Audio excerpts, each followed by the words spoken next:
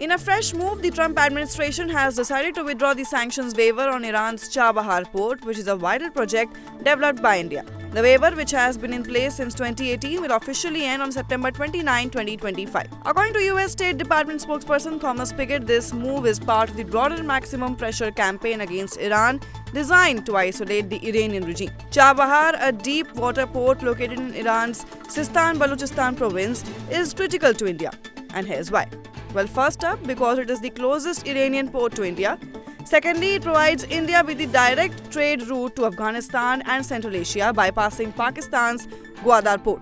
And thirdly, India has invested heavily in this port's development. Since 2018, the US had granted a special exemption to the Chabahar port, allowing India to develop and operate the port without fear of facing US sanctions under the Iran Freedom and Counter-Proliferation Act. And further, India has made some huge investments. For example, mobile harbor cranes. India supplied cranes and equipment worth $25 million.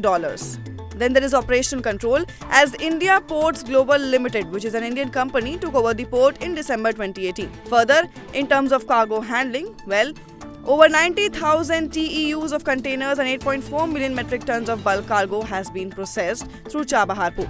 And there is humanitarian role as well. Chabahar was used for transshipping of 2.5 million tons of wheat and 2,000 tons of pulses from India to Afghanistan. It also facilitated the delivery of essential goods during the pandemic. But now the Trump administration is ending that waiver. And once the waiver ends, any companies involved in the part could face US sanctions, adding significant economic risks. For India, this is a major blow, because Chabahar is more than just a port. It is a strategic gateway to Central Asia and a direct route to Afghanistan bypassing Pakistan. The port helps India assert its presence in the region, especially at a time when China's influence is growing rapidly.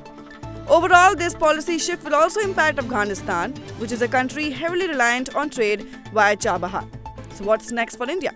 Well, as the September deadline looms, the country will need to assess its next steps carefully.